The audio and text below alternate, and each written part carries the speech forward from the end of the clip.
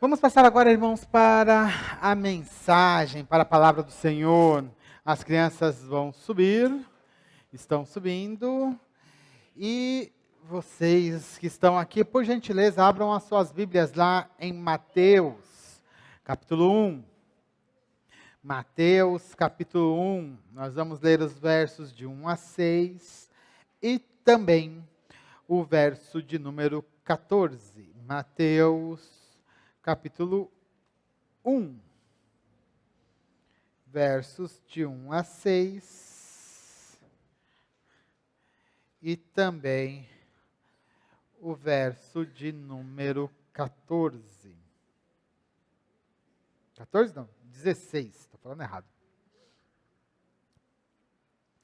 Amém? Todos acharam? Aqui já vai aparecer para vocês. Ah, está aqui, belezinha? Então diz assim a palavra do Senhor. Livro da genealogia de Jesus Cristo, filho de Davi, filho de Abraão. Abraão gerou Isaque, Isaque gerou Jacó.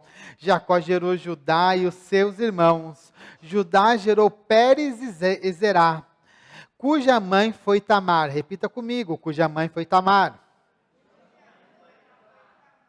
Calma aí, tá meio devagar, vamos lá. Cuja mãe foi Tamar.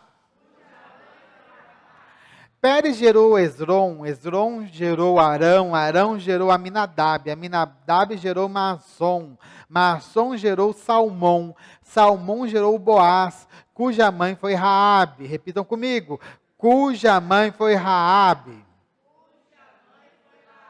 Vamos lá de novo. Cuja mãe foi Raabe. Boaz gerou Obed, cuja mãe foi Ruth. Repitam. Cuja mãe foi Ruth. E Obed gerou Jessé, Jessé gerou o rei Davi gerou Salomão, cuja mãe foi aquela que tinha sido mulher de Urias. Repitam. Cuja mãe foi aquela que tinha sido mulher de Urias. Agora vai lá para o 16. E Jacó gerou José, marido de Maria, da qual nasceu Jesus, que se chama Cristo. Vamos ler esse verso inteiro? E Jacó gerou José, marido de Maria, da qual nasceu Jesus, que se chama o Cristo. Amém? Vamos orar? Pai, em nome do Senhor Jesus, muito obrigado por tudo que já aconteceu aqui nessa noite. Pedimos agora, Pai, em nome de Jesus, para que o Senhor fale conosco. Ministra nos nossos corações, nós queremos ouvir, Pai, a sua doce voz. Essa doce voz que toca, sua doce voz que transforma. Abençoe-nos, Pai, através da sua palavra. É o que nós te pedimos agora em nome de Jesus. Amém. Irmãos, estamos chegando ao final da nossa trajetória. Eu posso pedir para algum irmão trazer um pouquinho de água? Eu agradeceria. Estamos finalizando a nossa trajetória da nossa série, né? Redenção e propósito, as mulheres na história da salvação. Já está aparecendo, quase ainda não apareceu, mas vai aparecer para vocês. Aí a apresentação, o Pedro já está providenciando, aí está aí. Nesta série nós trouxemos a vida de mulheres que são citadas aí na genealogia, né, registrada por Mateus. Nós falamos de 5 mulheres, né, são 5 mulheres que são citadas, que são elas: Tamar, Raabe, Ruth, Batseba e Maria. Já tratamos de 4 delas. E quais foram? Só um resuminho rápido. Falamos de Tamar e vimos como ela se tornou um exemplo de busca ativa por justiça. Falamos de Raabe, vimos como ela foi um exemplo de conversão e foi um exemplo de fé. Falamos de Ruth e como ela, em sua simplicidade, fé e cuidado com a família, se tornou um exemplo de mulher virtuosa. Nós falamos de Batseba, né, na semana passada. Foi na semana passada? Foi, né? Apesar de ser vítima de abuso de poder, abuso sexual e coerção, ela se tornou mãe do rei Salomão e foi protagonista no processo de coroação do seu filho. E hoje, irmãos, nós vamos continuar esta série falando da mais famosa de todas estas 5 mulheres. Nós vamos falar hoje de Maria, né, a mãe do Senhor. Essa mulher maravilhosa que aparece ali bastante no Novo Testamento e vale super a pena a gente aprender um pouco mais a respeito dela.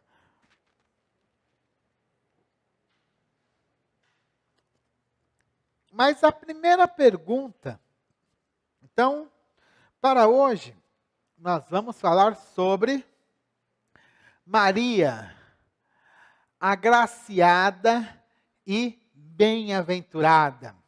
Né? Tem aquela, nós que somos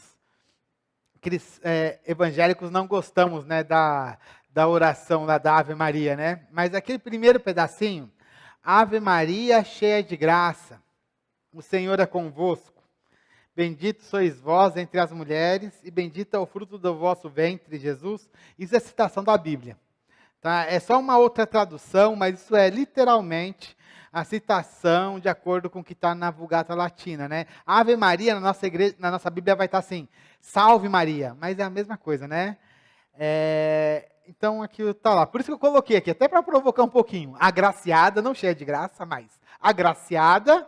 E ela mesma fala que ela vai ser chamada de bem-aventurada. Bem-aventurada ou abençoada. Né, abençoada, é muito legal, por isso que nós vamos falar um pouquinho de Maria. Mas a primeira coisa que nós queremos saber é, quem foi Maria? Quem foi essa mulher, né, que nós falamos tanto, que às vezes, por conta da forma que os católicos acabam tratando Maria, nós evangélicos acabamos deixando ela um pouquinho de lado, mas ela foi um personagem realmente muito importante.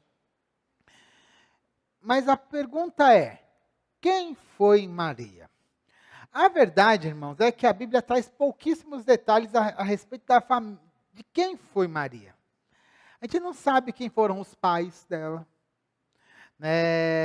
A gente vai saber o que está relatado ali no Novo Testamento. Nós sabemos de alguns parentes dela, Isabel ali, que eram parentes, mas não muito mais do que isso. Então, o que a gente vai saber de Maria está relacionado à sua vida e aquilo que ela tem de relacionamento com Jesus. Então, a gente vai ver isso, inclusive, durante esta pregação, né? Como que foi ali a vida de Maria com Jesus. E quando a gente fala de Maria, é muito interessante porque para os católicos, ela vai se tornar ali uma santa, né? Alguém que merece oração. De uma certa maneira, ela toma um lugar de uma intercessora, quase o lugar do Espírito Santo, né? Eles oram para ela, para que ela interceda por eles, né? Diante de Deus. Há pouco tempo, eu falei até para vocês aqui em uma pregação, uma catedral famosíssima, dedicada a Maria, foi reinaugurada. Qual que é essa catedral que eu falei? Notre Dame, que está aquela famosa estátua da Pietà, que é aquela imagem de Maria tirando Jesus da cruz. Né? Se você procurar Pietà, você vai achar aí na internet. Então você vai ter igrejas dedicadas a ela. Mas será que realmente Maria é uma santa, nesse sentido de ser uma pessoa que nós devemos orar por ela? É assim que a Bíblia retrata Maria? Né? Será que ela é uma santa?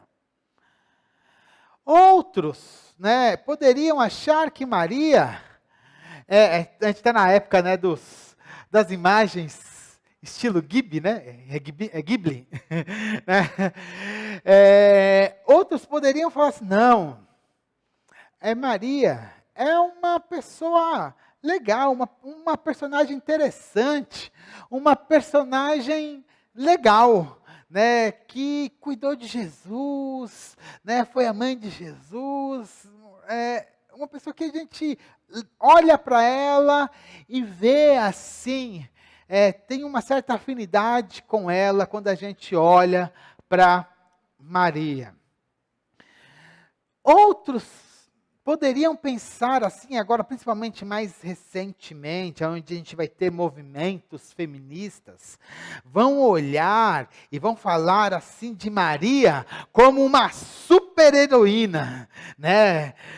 Uma mulher que ali, mesmo sendo pobre, ela vai enfrentar um sistema opressor, vai se tornar a filha, vai se tornar a mãe do Salvador. Então ali você vai ter Maria quase como uma super-heroína. E para outros, Maria, na realidade, vai ser alguém que a gente ainda vai ter que entender exatamente o que ela é. Né? Ainda não sabe exatamente quem na realidade, né? Maria ainda é alguém a ser entendido. Mas na realidade, quando a gente olha para Maria, a gente vê ali uma mulher. A gente vê uma mulher real. Essa é a Maria. Uma mulher de 2000 anos atrás. Uma mulher real. E é essa Maria, mulher real, que a Bíblia ela apresenta. E a gente vai ver isso exatamente nos evangelhos, principalmente. Maria vai aparecer nos 4 evangelhos. E eu queria que você lê com você agora o que está descrito ali em Lucas 1, a partir do verso 26. Lucas 1, verso 26. Olha só o que diz.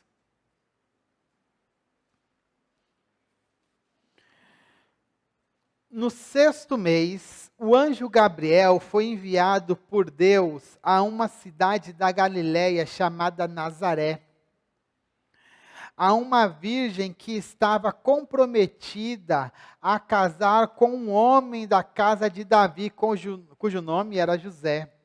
A virgem se chamava Maria. E aproximando-se dela, o anjo disse: salve, agraciada. Tá vendo? É daí que saiu Ave Maria, tá? Cheia de graça, tá? Na nossa Bíblia está traduzido diferente. Tá? Salve, agraciada. Salve, agraciada. O Senhor está com você. Ela, porém, ao ouvir esta palavra, perturbou-se muito e pôs-se a pensar no que poderia significar esta saudação.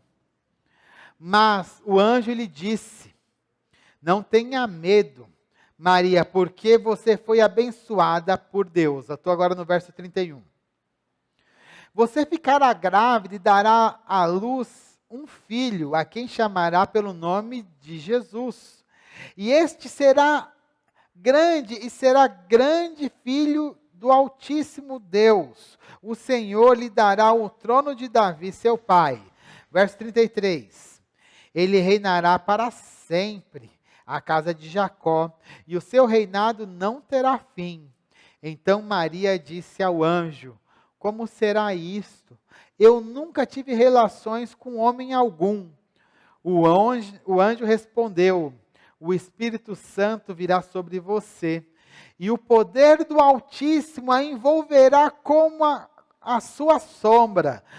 Por isso também o ente santo que há de nascer será chamado Filho de Deus. E Isabel, sua parenta, igualmente está grávida, apesar da sua idade avançada, sendo este já o 6º mês de sua gestação para aquela que diziam ser estéril. Porque para Deus não há nada impossível. Verso 38. Então Maria disse: aqui está a serva do Senhor, que aconteça comigo o que você falou. Então o anjo foi embora. Esse texto ele é fantástico, porque aqui a gente já começa a conhecer um pouco desta mulher que foi Maria. A primeira coisa que a gente percebe e a gente aprende sobre Maria é que Maria foi uma jovem, uma adolescente, né? A Bíblia mostra para a gente que era uma moça jovem na idade de casar. O que significa uma mulher na idade de casar? Sei lá, uns 15, 16, 17 anos. Né? Não muito mais do que isso.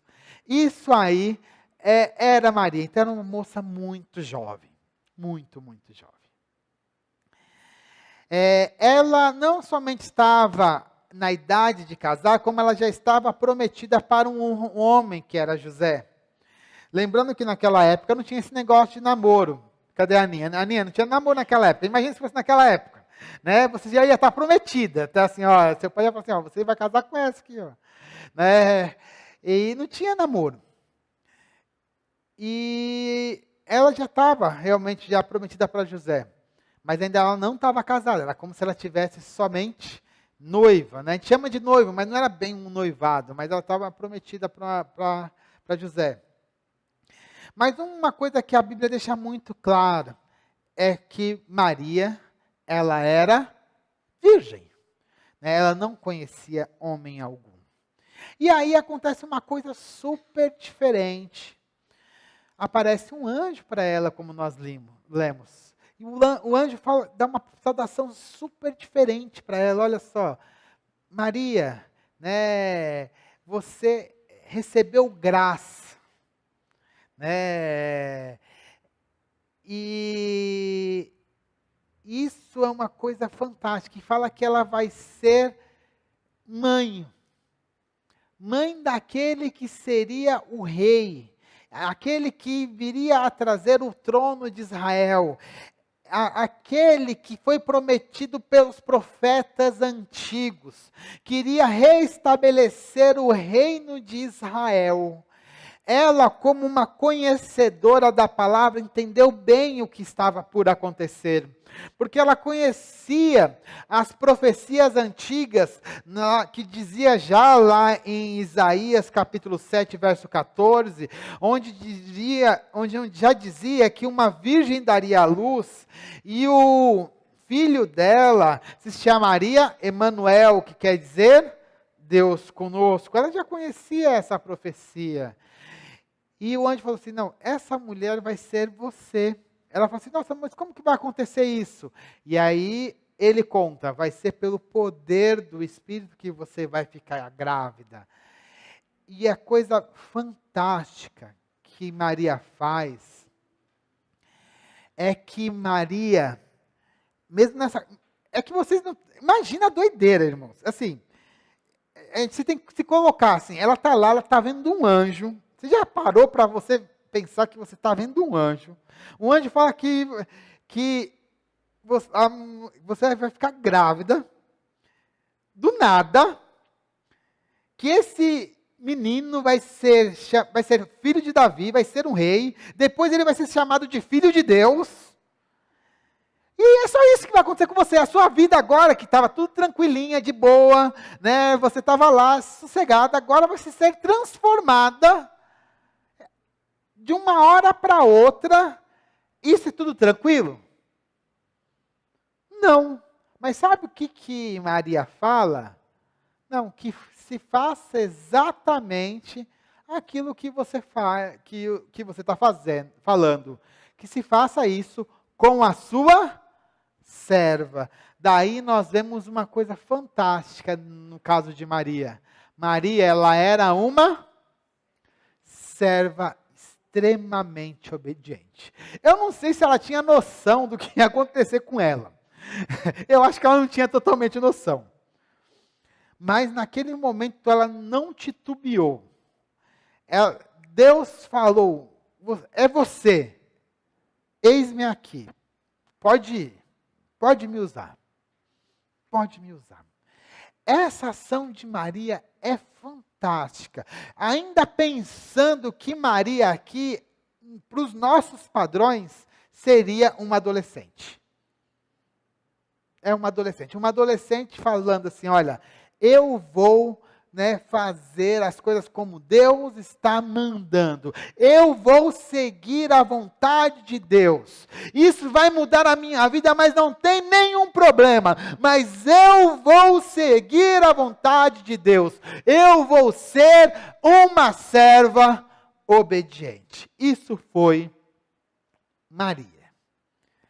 E é interessante que ela, como eu falei, ela não tinha noção nenhuma do que ia acontecer, talvez, naquele momento.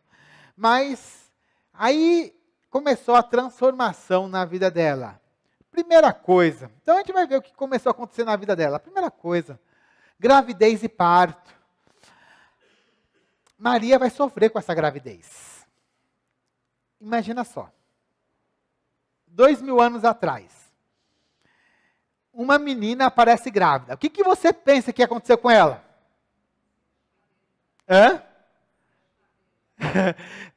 Podia ser apedrejada, saiu com algum outro homem. Até mesmo o noivo dela pensou isso. José, na hora que ficou sabendo que Maria estava grávida, o que ele pensou? Vou embora, não quero mais essa mulher não. Simplesmente assim, não quero mais, vou embora, tchau. José só não virou as costas para Maria, porque ele teve um sonho onde um anjo apareceu para ele. Se não tivesse uma intervenção divina, Maria seria abandonada.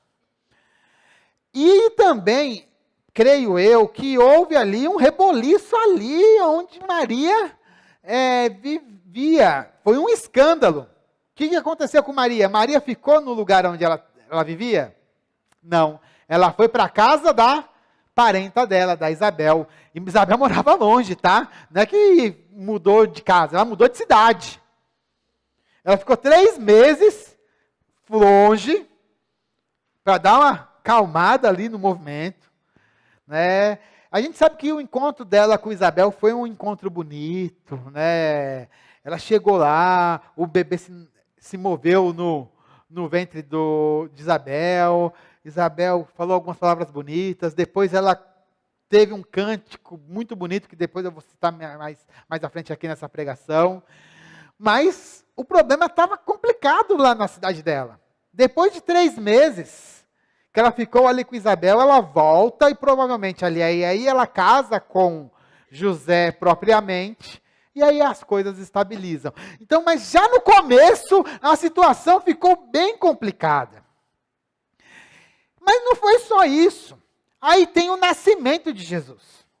O nascimento também foi tranquilo? Também não.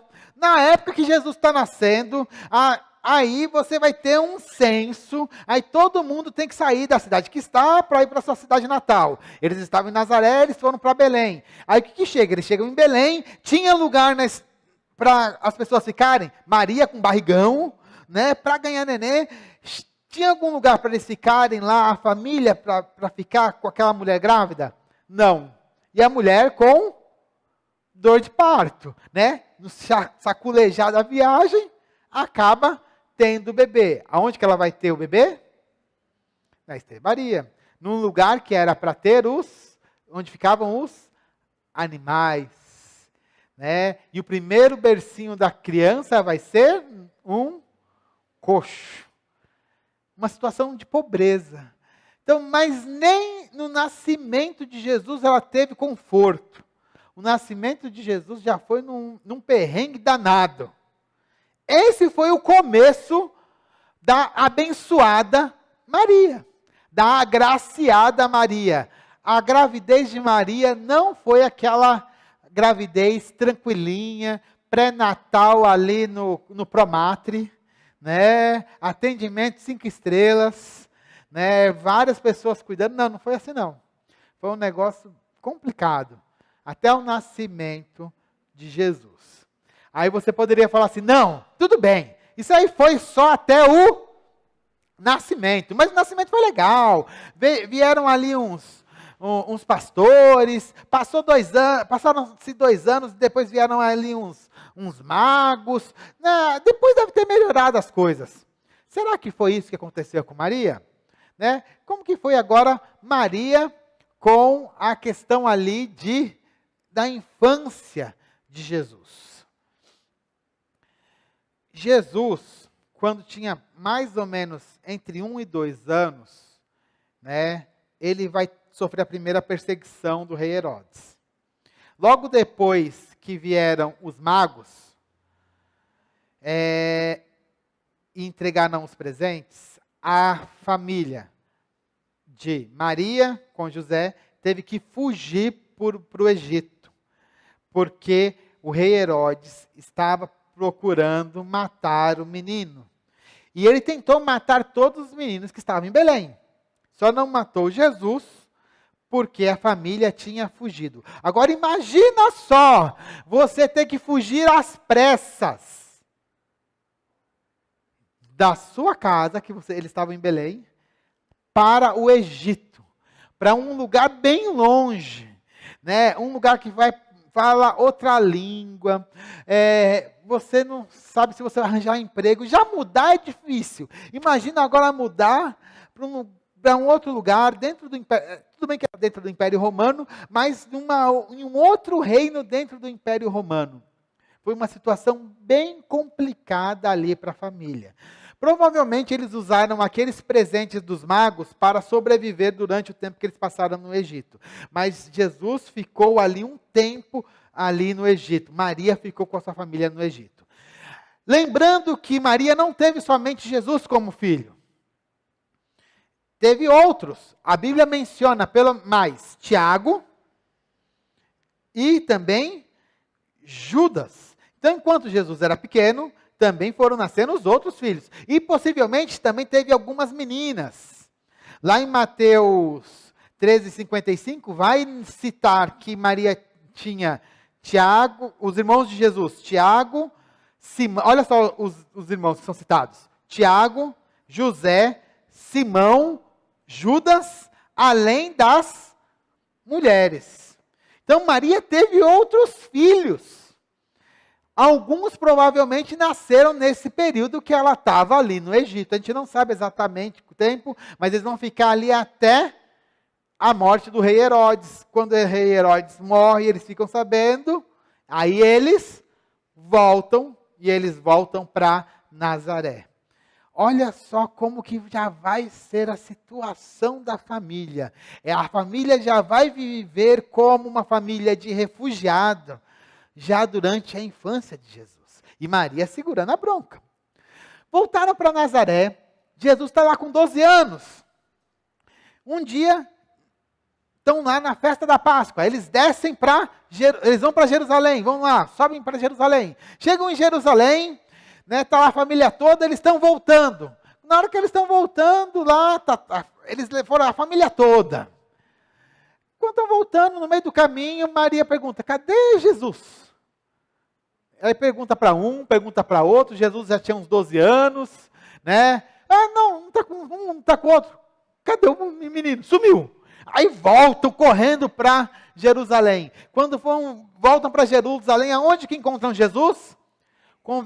No templo, conversando e perguntando para os doutores da lei. Todo mundo admirado com a inteligência do menino. E aí ele perguntou, meu filho, por que você fez isso? E aí ele fala assim, por que você está preocupado? Eu estou cuidando aqui dos negócios do meu pai.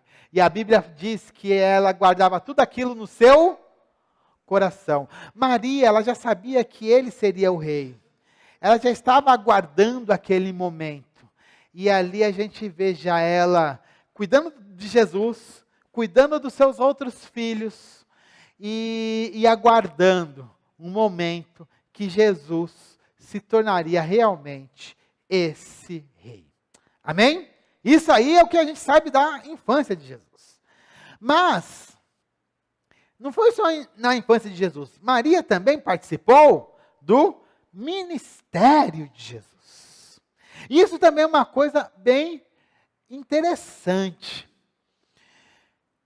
Jesus fez muitos e muitos milagres no seu ministério público. Mas sabe qual foi o primeiro milagre que Jesus fez? Qual foi? Quem que lembra? Foi o quê? A transformação da água em vinho. E quando que ele fez isso? Em um casamento. Era um casamento bom, né? Cadê o Rafael, que foi o último que casou? Rafael, a gente deveria ter feito assim também, com bastante vinho o seu casamento, né? Cadê? Não teve. Faltou o vinho, né? O que aconteceu? Estavam tendo a festa, acabou o vinho, né? Estavam lá na boda de Caná. Aí Maria fala assim: Jesus, acabou o vinho. Jesus olha para ela assim: mulher, o que eu tenho com isso? Não chegou meu tempo, né?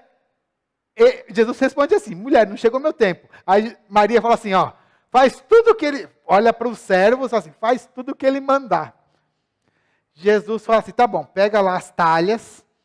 As talhas eram coisas grandes assim. Pega todas as talhas e enche de água.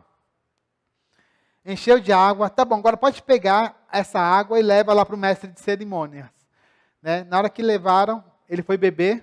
Nossa, o melhor, todo mundo primeiro dá o melhor vinho, depois o ruim, e vocês guardaram o melhor vinho até agora.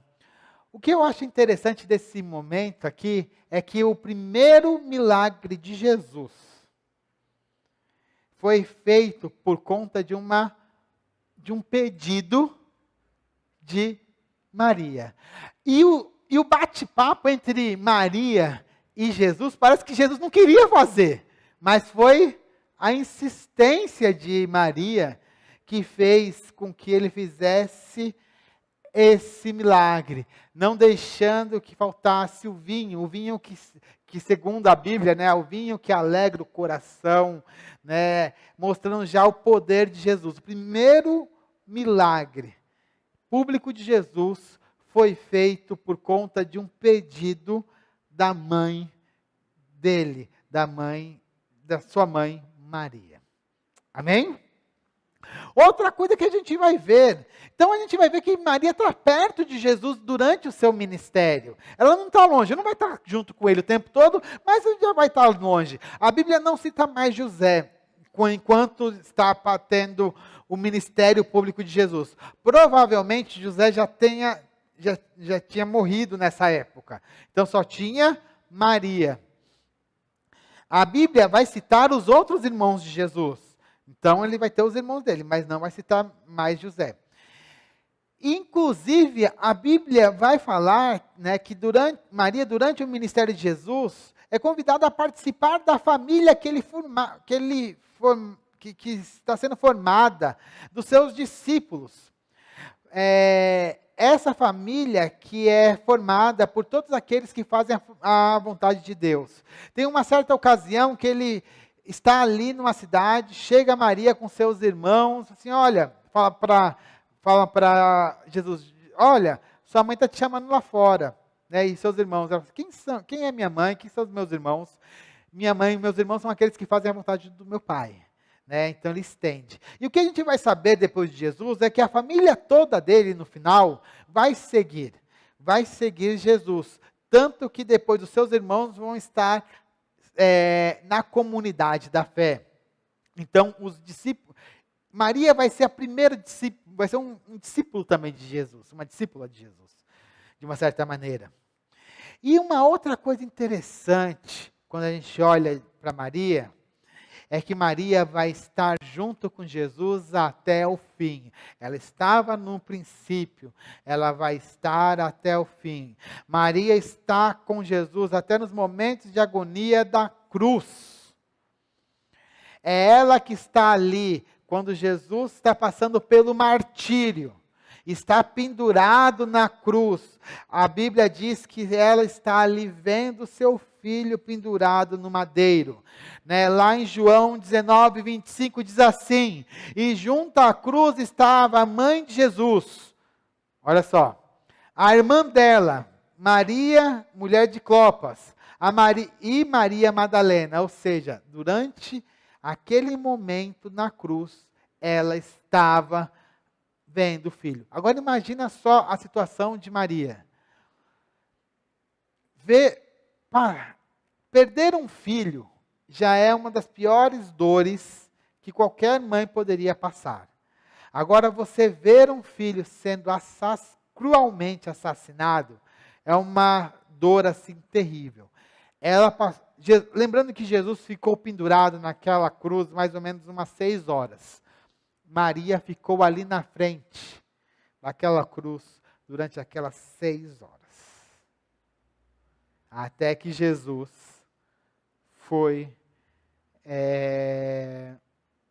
até que ele veio a falecer. E isso aqui é uma coisa incrível, a gente pensar que essa mulher que foi tão abençoada, mas também teve uma vida muito sofrida. No começo foi difícil. No meio viu ali o ministério do filho, mas no final ela vê a morte tão cruel do seu filho. Mas depois, irmãos, nós vamos ver que na comunidade da fé, Maria ela vai continuar sendo uma mulher que vai estar na comunidade da fé. Depois da ressurreição, Maria também é citada. Ela vai estar lá em Jerusalém. Ela vai saber que Jesus ressuscitou. Ela vai estar lá orando. Lá em Atos 1,14, vai citar o seguinte. Atos 1,14 diz o seguinte: todos os que perseveravam unânimes em oração com as mulheres, com Maria, mãe de Jesus. Deixa eu ler direito, calma aí. Todos estes perseveravam unânimes em oração com as mulheres, com Maria, mãe de Jesus, e com os irmãos dele. Aqui está falando que tanto Maria quanto os irmãos de Jesus estavam na igreja orando. Isso aqui um pouquinho antes do Pentecostes. Olha só que legal. Maria, ainda assim, ela continuou na comunidade, porque ela cria que Jesus era o Messias. Esta é a mulher que a gente está falando. É isso que a Bíblia mostra a respeito de Maria. E dentro da comunidade da fé, da comunidade ali de Jerusalém, Tiago, seu outro filho, vai se tornar um dos líderes daquela comunidade, da igreja de Jerusalém. E vai ser martirizado alguns anos depois. E Judas vai escrever a epístola que temos na nossa Bíblia. Então, na Bíblia nós temos o livro de Tiago, que é do irmão de Jesus, e também temos a epístola de Judas, que também é do irmão de Jesus. Ou seja, 3 filhos de Maria vão ter destaque, sendo que o maior de todos, sem dúvida nenhuma, é o próprio Senhor Jesus.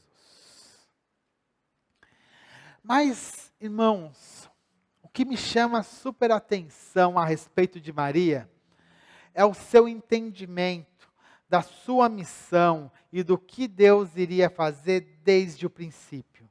E isso vai aparecer no Cântico de Maria. O Cântico de Maria, que é um dos salmos mais lindos da Bíblia. Esse Cântico de Maria, que também é conhecido como Magnificat, que é a tradução em latim Vocês já ouviram falar que a minha alma engrandece? Esse engrandece em latim é Magnificat. Então, se você colocar no YouTube, Magnificat, vai aparecer um monte de gente cantando várias músicas com esse nome. É um dos salmos mais lindos da Bíblia. E ali a gente vai entender como que era o pensamento de Maria. O que ela entendia e como que realmente ela louvava a Deus. E nessa parte final, eu queria fazer uma análise rápida do Magnificat. do Cântico de Maria, que é um salmo que todos nós deveríamos ler e aprender um pouquinho sobre ele. Ele está lá em em Lucas capítulo 1, verso 46. Lucas capítulo 1, verso 46. Abre aí, deixa aí aberto. Lucas capítulo 1, verso 46. E ele vai até o verso 55. Mas vamos ler a primeira parte dele. Esse Salmo de Maria é separado em duas partes. Uma parte que é louvor e outra parte que ela expressa as obras do Senhor. A primeira parte, que é um louvor, vai do 46 ao 50, que diz assim: Então Maria disse: A minha alma engrandece ao Senhor, e o meu espírito se alegrou em Deus, meu Salvador, porque Ele atentou para a humildade da sua serva, pois desde agora todas as gerações me considerarão bem-aventurada, porque o poderoso me fez grandes coisas, santo é o seu nome, a misericórdia vai de geração em geração sobre o que os temem. Essa é a primeira parte. Olha que legal. A minha alma engrandece ao Senhor e o meu espírito se alegrou em Deus, meu Salvador. Eu sei que a gente tem um cântico aí do... Isso, né? É que a gente canta bastante na igreja, mas isso é uma parte fantástica. Nesse trecho, Maria, ela louva a Deus. Louva ao Senhor, entende o Senhor Deus, entende que esse Senhor Deus, Ele é o Salvador. Lembrando que nessa época os judeus estão vivendo sobre a opressão dos romanos. Quando ela está falando que Deus, Ele é o Salvador, ela está falando que Deus, Ele vai livrar Israel da opressão dos romanos. Ela está declarando para Deus, em meio ao seu louvor, que Deus é o Deus que vai libertar. Deus já tinha falado para ela, né? Lembrando que esse cântico aqui ela vai dizer, né, ali na casa de Isabel, né, que ela tinha, há poucos dias ela tinha tido encontro com o anjo Gabriel. Então ela estava ainda impactada com aquele encontro maravilhoso. E agora ela podia louvar a Deus. Ela podia falar daquela coisa maravilhosa que ela tinha passado. Então ela louva a Deus e entende que é Ele que vai salvá-la. Né? Independente do que pudesse acontecer com ela. Esse cântico aqui ela está cantando, né? Ela ainda é uma jovem, ela não sabe o que vai acontecer com ela, mas ela já está louvando a Deus, porque é Deus que é o seu Salvador. Outra coisa que é fantástica nessa primeira parte é que ela se entende como serva do Senhor. Não é a sua vontade, mas ela entende que é serva, porque Ele atentou para a humildade da sua serva. Eu acho que isso aqui é uma coisa que a gente deveria entender. Nós, como cristãos, nós não somos aqueles que mandamos, nós somos aqueles que servem. Se nós somos aqueles que servem, a vontade que tem que prevalecer é a vontade de quem? De Deus. Você ora a Deus falando assim: Senhor, qual que é a sua vontade para a minha vida? Fora naquele momento que você está no desespero, eu quero alguma coisa para mim, Senhor, isso aqui é a sua vontade para a minha vida? Não. Fala assim: Senhor, para tudo, o que o Senhor quer para mim? O que o Senhor quer para a minha vida? Eu sou seu servo, vou fazer a sua vontade. Você já fez esse tipo de oração?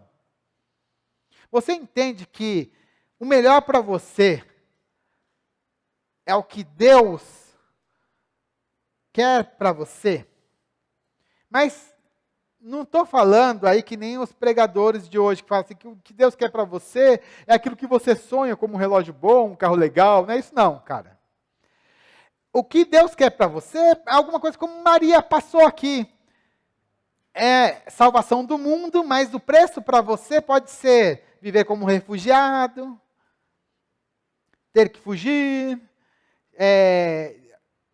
ter que fugir da família, é um noivo que foge, sabe? É humilhação na família, depois vê um filho passando perrengue. A vida da Maria não foi fácil, mas ela entendia que ela era serva. O melhor para ela era servir ao Senhor, independente das consequências disso para a vida dela. Esse era o entendimento dessa mulher. Eu não estou falando aqui que Maria foi perfeita. Eu não estou falando aqui que Maria não teve pecado. Mas eu estou falando aqui que Maria ela teve o entendimento correto desde muito nova. Queria eu que os mais velhos tivessem o entendimento de uma menina, de uma adolescente como era Maria. Entender que ser servo do Senhor é muito melhor. E ela reconhece que Deus vai fazer grandes coisas. E aqui que está a diferença. Esse grandes coisas não é você ficar bem, não. A gente tá com uma pregação muito errada. Deus vai fazer grandes coisas na sua vida. A gente fica falando para as pessoas assim, achando que Deus vai resolver, vai curar alguma coisa, vai resolver um perrengue financeiro, alguma coisa assim. Não é isso não. Deus vai fazer grandes coisas, é que Deus vai implantar o seu reino. Ele vai transformar essa realidade. Ele vai mudar este mundo. É essas grandes coisas que está na cabeça de Maria. E é essas grandes coisas que Deus tem se propondo que Ele está se propondo a fazer. Aí a minha dívida. Se vira aí, trabalha e paga. Ué, a dívida é tua, não é de Deus? Não é isso? Não foi você que fez? Você paga. Ué, é bem por aí, né? Entende? A gente personaliza muitas coisas, mas aqui a gente tem uma coisa muito maior. Aqui Maria não está falando de uma coisa pequena, não. Ela está falando de uma coisa que é salvação do mundo. É mudança de todo o seu povo. Né? Essas grandes coisas são coisas fantásticas, maiores. E aí ela diz uma coisa muito legal. Ela sabe que ela seria reconhecida por todo mundo que ela é uma mulher abençoada. Porque ela teve o privilégio, foi a única mulher do mundo que teve o privilégio de carregar no seu ventre o Filho de Deus. Foi fácil? Nem um pouco. Só passou perrengue. Só passou perrengue depois disso. Ela falou assim, pode fazer. Estou aí. É nós. Né? Se ela fosse corintiana, ela ia falar, é nós. Não foi fácil. Teve que suportar até ver a morte desse filho. Não foi fácil. Mas, por conta disso, até hoje nós contamos essa história dela. Porque ela realmente, ela entendia isso. E nós realmente falamos, ela foi uma mulher, né, agraciada. Porque isso foi um privilégio. E também foi uma mulher abençoada, bem-aventurada.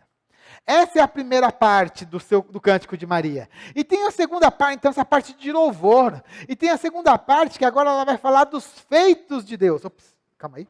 É a segunda parte que ela vai falar dos feitos de Deus, que é a partir do verso 51, que diz assim: agiu com seu braço valorosamente, dispersou os que no coração alimentavam pensamentos soberbos, derrubou dos seus tronos os poderosos e exaltou os humildes, encheu de bens os famintos e despediu vazio os ricos, amparou Israel, seu servo, a fim de lembrar-se da sua misericórdia, a favor de Abraão e da sua descendência para sempre, como havia prometido aos nossos pais.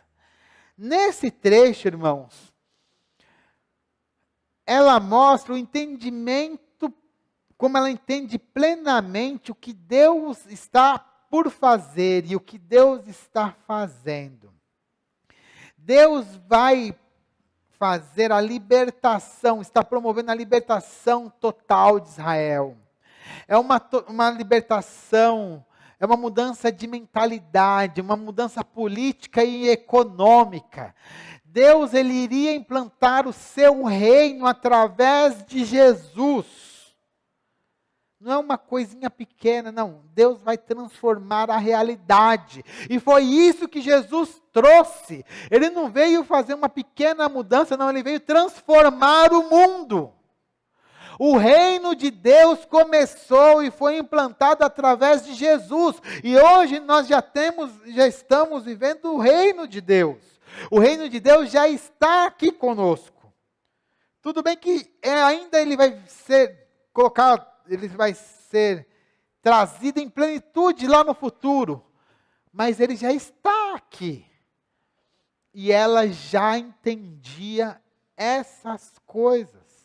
Uma mudança de mente, uma mudança de governos, uma mudança na forma que as pessoas encaram a economia.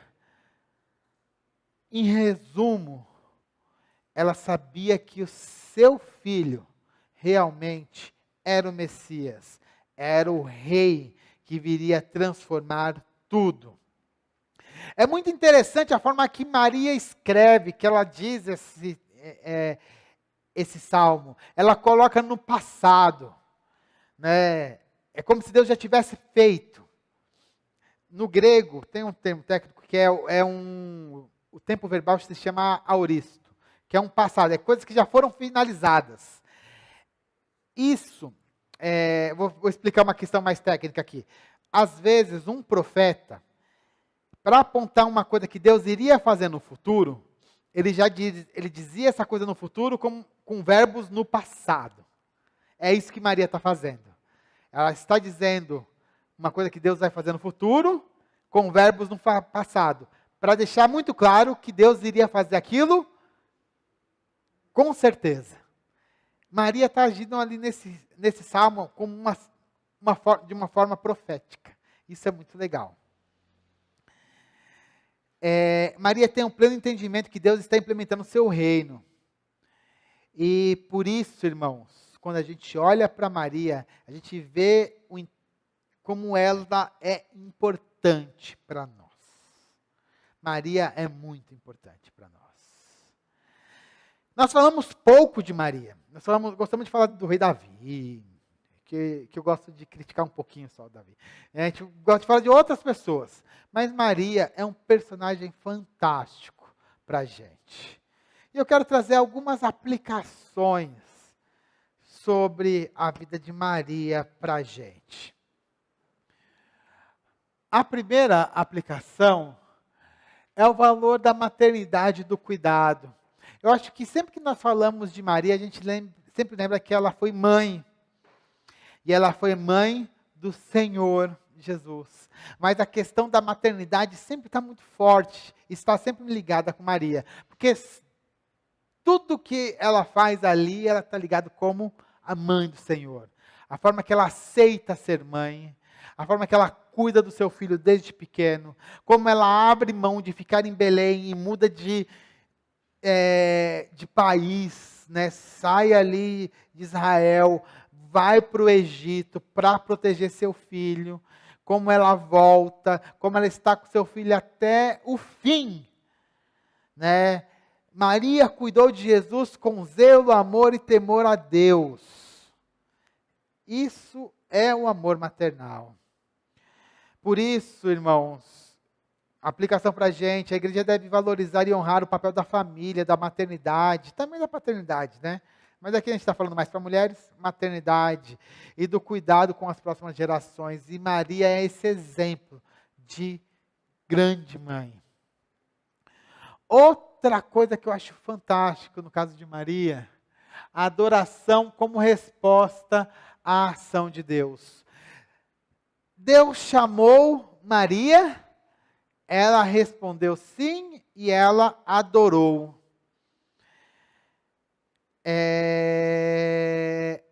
Maria compôs um cântico, que é o Magnificat, exaltando a misericórdia de Deus. A igreja, irmãos, ela deve responder sempre às bênçãos de Deus com louvor, com adoração verdadeira. Nós devemos olhar para as coisas que Deus faz e louvar a Deus. Não devemos ficar quietos, né? Mas sempre falar assim, olha como que nosso Deus é maravilhoso. E parar um pouco de só reclamar.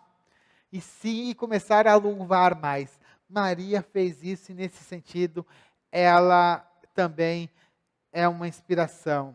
Mas eu acho que o que é mais inspiração para a gente, o exemplo maior que Maria nos traz é esse terceiro, que ela foi um exemplo de submissão à vontade divina. Ela é um exemplo nesse sentido total, porque acima da sua reputação pessoal, ela poderia, depois de ficar grávida, ela foi mal compreendida, ela foi rejeitada, aconteceu um monte de coisa com Maria, mas mesmo assim, ela foi submissa a Deus, ela aceitou a missão. E nisso, nós, como igreja, nós devemos dar prioridade à obediência a Deus acima de qualquer coisa, acima de qualquer aceitação social. Né? Nós devemos ser fiéis. E ser fiel pode custar e custar muito. Maria, nesse sentido, é um exemplo para nós. Nós devemos, então, né, usar esse exemplo aí de Maria nas nossas vidas. Caminhando aí para o final, irmãos, temos aí Maria, agraciada e bem-aventurada. Nós vimos Maria, como ela é um exemplo de fé e submissão à vontade divina, e ela se tornou assim, mãe do Senhor Jesus. Passou uma vida difícil, mas ela foi realmente agraciada, ela foi abençoada, e hoje ela é um exemplo para cada um dos cristãos.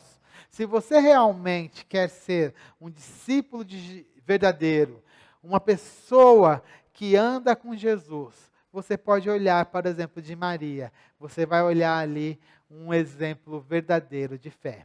Que Deus nos abençoe. Amém? Vamos nos colocar em pé e vamos orar?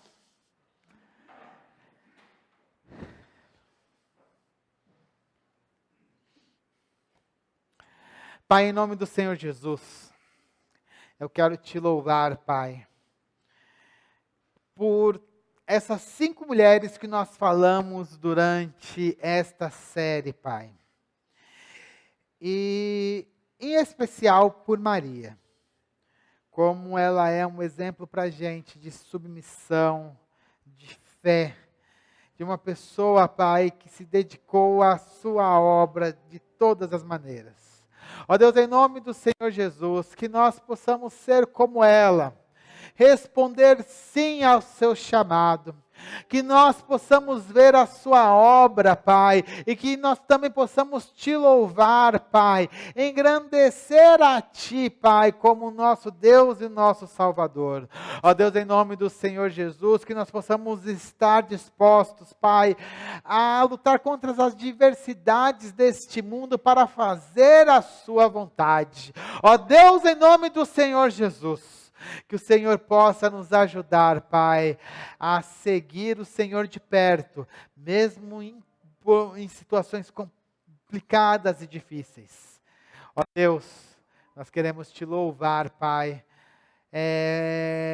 por essa mulher e pelo exemplo dela e pelos relatos da Escritura que chegaram até nós. Esses relatos que nos inspiram. Sabemos que ela não foi perfeita, assim como nós não somos. Mas que nós possamos, Pai, seguir, Pai, um caminho de fé. Nos ajude, Pai. É o que nós te pedimos em nome do Senhor Jesus. Amém.